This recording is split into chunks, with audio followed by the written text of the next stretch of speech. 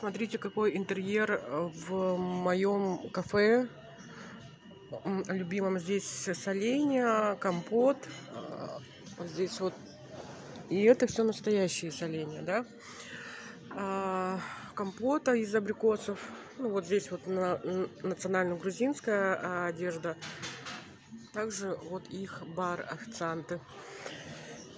И да, я уже сказала, что хачапури был очень маленький, но очень вкусный. Я его постоянно ем на обеде, если прихожу.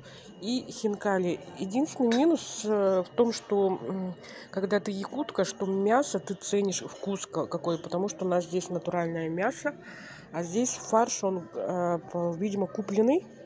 И поэтому мне хинкали совершенно не понравились. Просто не понравилось. Сейчас я покажу даже, как, получается, выглядит фарш.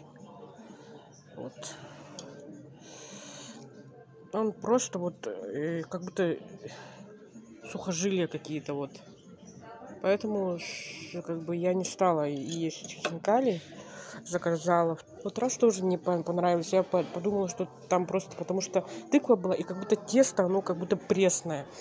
Если сравнивать с Батуми, с Батум-Кале, да, то как бы там намного вкуснее, естественно, готовят. А здесь вот, когда я скучаю и хочется тепла, то тогда захожу сюда поесть вкусного хачапури и